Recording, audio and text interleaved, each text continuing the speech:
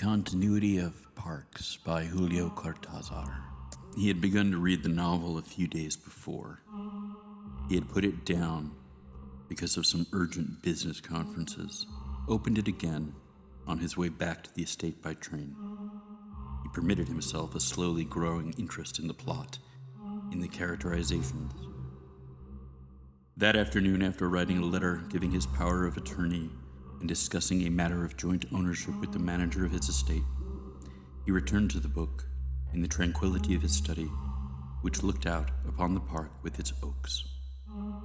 Sprawled in his favorite armchair, its back toward the door, even the possibility of an intrusion would have irritated him had he thought of it.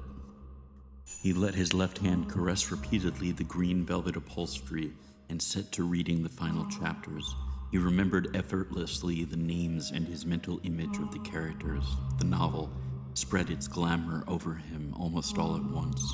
He tasted the almost perverse pleasure of disengaging himself line by line from the things around him, and at the same time feeling his head rest comfortably on the green velvet of the chair with its high back, sensing that the cigarettes rested within reach of his hand, that beyond the great windows the air of the afternoon danced under the oak trees in the park, word by word licked up by the sordid dilemma of the hero and heroine, letting himself be absorbed to the point where the images settled down and took on color and movement. He was witness to the final encounter in the mountain cabin. The woman arrived first, apprehensive. Now the lover came in, his face cut by the backlash of a branch. Admirably she stanched the blood with her kisses, but he rebuffed her caresses. He had not come to perform again the ceremonies of a secret passion, protected by a world of dry leaves and furtive paths through the forest. The dagger warmed itself against his chest, and underneath, liberty pounded, hidden close. A lustful, panting dialogue raced down the pages like a rivulet of snakes, and one felt it had all been decided from eternity. Even to those caresses which writhed around the lover's body as though wishing to keep him there, to dissuade him from it, they sketched abominably the frame of that other body it was necessary to destroy.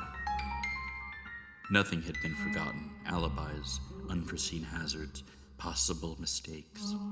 From this hour on, each instant had its use minutely assigned.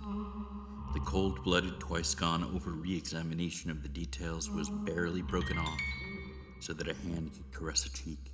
It was beginning to get dark.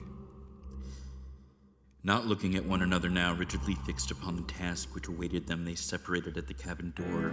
She was to follow the trail that led north. On the path leading in the opposite direction, he turned for a moment to watch her running, her hair loosened and flying. He ran in turn, crouched among the trees and hedges until, in the yellowing fog of dusk, he could distinguish the avenue of trees which led up to the house. The dogs were not supposed to bark. They did not bark. The estate manager would not be there at this hour, and he was not there.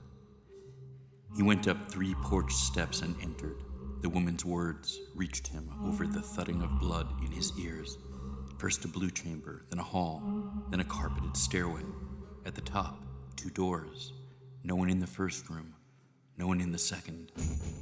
The door of the salon, and then, the knife in his hand, the light from the great windows, the high back of an armchair covered in green velvet, and the head of a man in the chair reading a novel.